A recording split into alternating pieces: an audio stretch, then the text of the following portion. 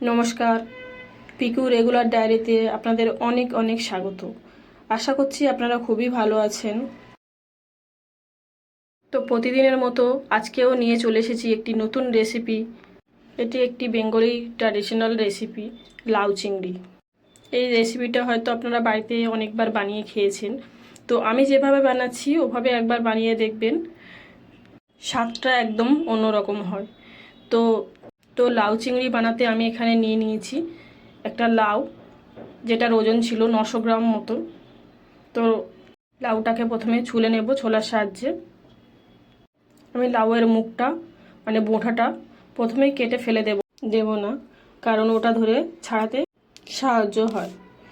তো আমি আস্তে আস্তে লাউটাকে ছাড়িয়ে নেব প্রথমে।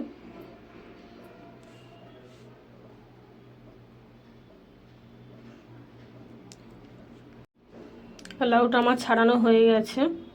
এই লাউয়ের খোসাটা আপনারা ফেলে না দিয়ে ভাজা করেও খেতে পারেন। এখন আমার লাউটা যেহেতু ছাড়ানো হয়ে গেছে, তাই লাউয়ের নিচে আর মাথাটা কেটে ফেলে দিলাম। এখন লাউটাকে আমি ছুরির সাহায্যে চারকুচি করে নেব।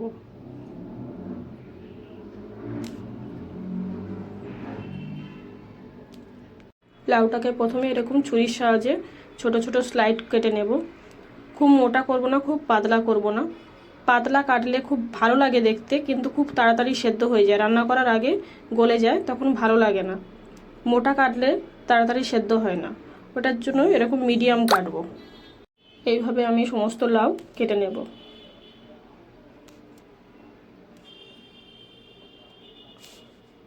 তো লাউটা আমার কাটা হয়ে গেছে, এখন একটা বাসনে তুলে নেব।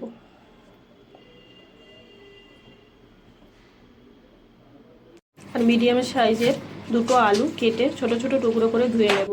আর এখানে 300 গ্রাম মতো চিংড়ি শিরা ছাড়িয়ে ভালো করে ধুয়ে রেখে দিয়েছিলাম। এখানে গ্যাস অন করে একটা কড়া বসিয়ে দিয়েছি। কড়াটা গরম হয়ে গেছে, এখন এখানে দিয়ে দিলাম 100 গ্রাম মতো সর্ষের তেল। তেলটা গরম হয়ে গেছে, এখন এখানে টুকরো করা আলুগুলো দিয়ে দেব। তারপর নেড়ে চেড়ে অনবরত লাল লাল করে ভেজে নেব। গ্যাসটা এখন আমি মিডিয়াম ফ্লেমেই রেখেছি। আলুগুলো আমার লাল লাল ভাজা হয়ে গেছে, এখন তুলে নেব।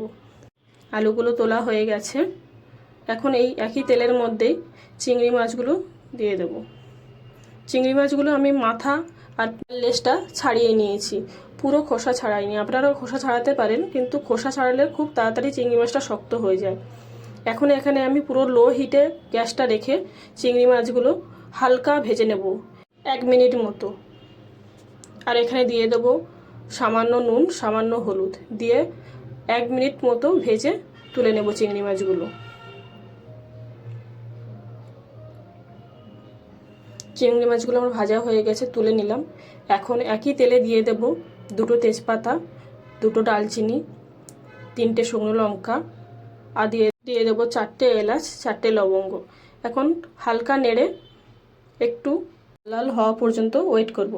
দেখুন একটু লাল লাল হয়ে এসেছে।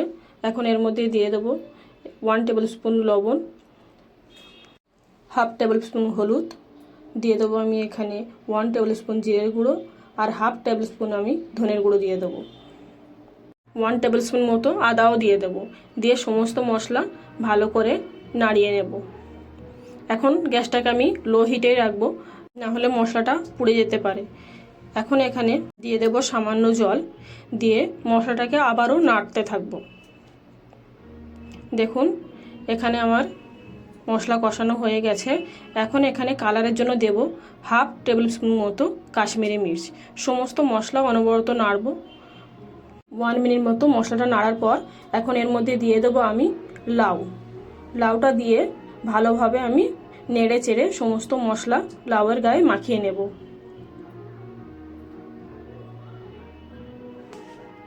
লাউয়ের গায়ে সমস্ত মশলা আমার মাখানো হয়ে গেছে, এখন দিয়ে দেব ঢাকা। এখন গ্যাসটা আমি মিডিয়াম টু লো হিটে রাখবো, আর 5 মিনিট পর পর ঢাকনা খুলে নেড়ে দেব, না হলে একদিকে সেদ্ধ হবে আরেকদিকে সেদ্ধ হবে না। তো 5 মিনিট পর পর আমি নাড়তে থাকবো আর ঢাকা দিতে থাকবো। একবার দুবার নাড়ার পর এরকমই ভাজা আলুগুলো দিয়ে দেবো, নাহলে এরপর দিলে আর সেদ্ধ হবে না। এখন এটাকে আমি ভালোভাবে আবার নাড়িয়ে ঢাকা দিয়ে দেবো। ফিরে আসছি তারপর। 5 মিনিট পর আবার ফিরে এসেছি। এখন দেখুন লাউ থেকে অনেকটাই জল বেরিয়ে গেছে। এখন গ্যাসটাকে আমি মিডিয়াম হিটে রেখে একবার দুবার নেড়ে চেড়ে ভালোভাবে এরকম কষিয়ে নেব। তারপর আবার ঢাকা দিয়ে দেবো। আরও 5 মিনিট পর এরকম আবার একবার দুবার নেড়ে চেড়ে ভালো করে কষিয়ে আবারও ঢাকা দিয়ে দেবো। ঢাকনা খুলেই আবার চেক করব কতটা সেদ্ধ হয়ে গেছে। দেখুন আমার লাউয়ের জলও অনেকটা শুকিয়ে গেছে আর আলুও সেদ্ধ হয়ে গেছে। লাউটাও প্রায় সেদ্ধ হয়ে গেছে। এখন কষিয়ে এর মধ্যে দিয়ে দেব 1 টেবিল স্পুন মতো চিনি। চিনিটা দিয়ে আবারও একটু নাড়িয়ে চাড়িয়ে কষিয়ে নেব একটু। এখন সব সেদ্ধ হয়ে গেছে। এর মধ্যে আমি দিয়ে দেব চিংড়ি যেগুলো ভাজা ছিল। এখন চিংড়িগুলো দিয়ে আবারও একটু কষিয়ে নেব, জাস্ট 1-2 মিনিটস। আর চেক করে নেব সব চিনি নুন ঠিক আছে কিনা। নুনটা আমার একটু কম ছিল, তাই লাস্টে দিয়ে দিলাম একটু নুন।